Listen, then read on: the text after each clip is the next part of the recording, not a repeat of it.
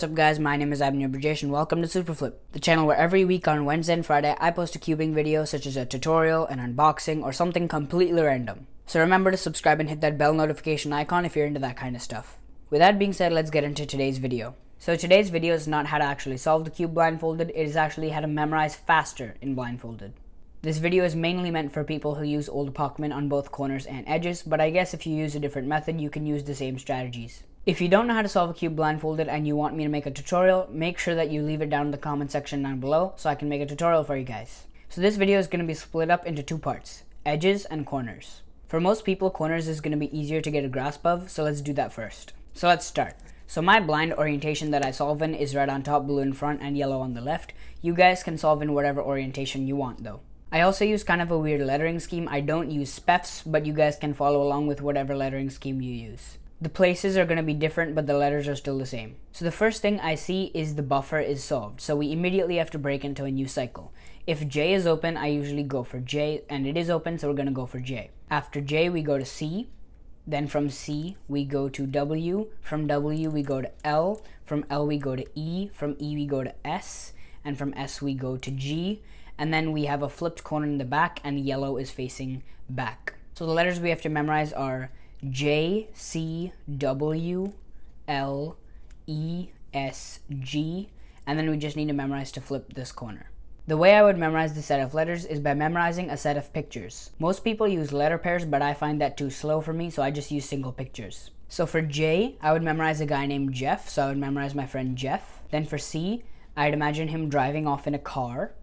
Then for W, I'd imagine him drinking water. Then for L, I would imagine just a random lady coming out of nowhere. Then for E, I'd memorize an elephant walking up behind her. For S, I'd memorize my friend Sean just coming up behind her with a confused face. And then for G, I'd memorize a goat falling from the sky on his feet, of course, just behind Sean.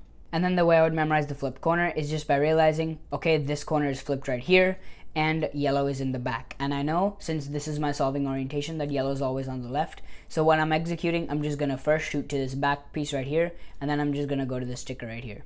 Now I'm just going to tell you guys all my memorization pictures for each sticker and a few more just in case you need them. I never use A since it's the buffer, but if you guys do for whatever reason, I would probably use a guy whose name starts with an A like Austin, or I use myself since my name is Evnier, or you could also do like if you know anybody named Alan or anything like that. If you need an object, you can do like Apple or something like that. For B, I usually use someone whose name starts with B, like Ben or Bob or Bill, or if you need an object, you could do something like bed. For C, I usually go with car, but you could also go with someone's name like the others. For D, I usually memorize someone's name, so Daniel probably, and if I need a verb, then I use dab. For E, I use elephant or egg. For F, I use a guy named Freddy or fork. For G, I use goat. For H, I use hot dog. For I use igloo. For J, I use a guy named Jeff or juice. For K, I use a person named Catherine or kale, like the leaf. For L, I either memorize a lady, just a random lady, or I memorize the love emoji where the eyes are like hearts and whatnot. For M, I memorize money. For N, I memorize my friend's name. I won't say it in this video, but I do memorize somebody's name. For O, I memorize octopus. And I don't need to memorize P because it's the same piece as the buffer, but if you guys do need to memorize P,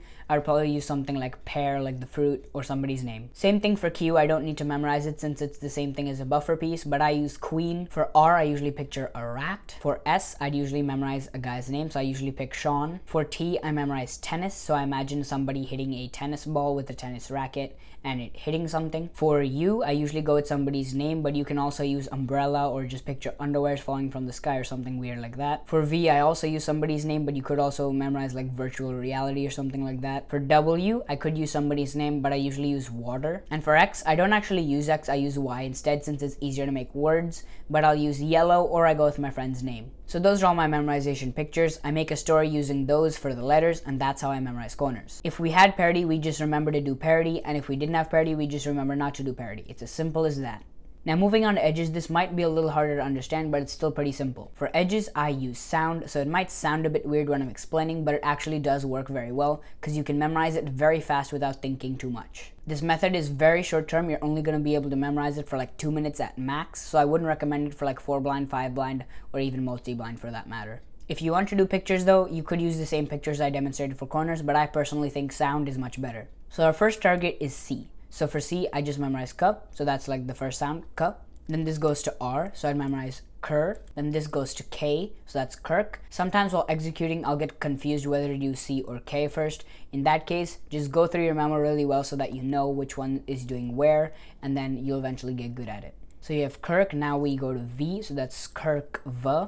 Now we have T, and then G. So we have kirk vatug, right? So that sounds very weird as I said, but it does help. So we have kirk vatug, and that it's our buffer, so we need to break into a new cycle. I usually hit B if I can because it's much easier. So we have kirk vatug, and then it's B, and then H, and then O, and then back to B. So it's kirk vatug bahob, and I think we have these two now to do. So kirk vatug bahob, and then Anna. So finally, kirk vatug bahob Anna.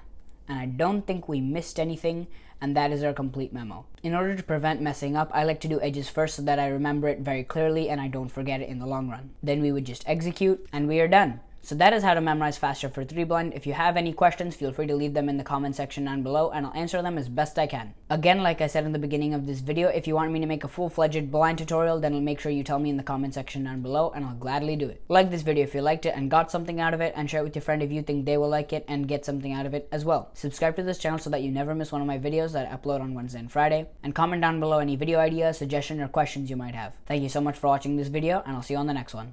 Bye!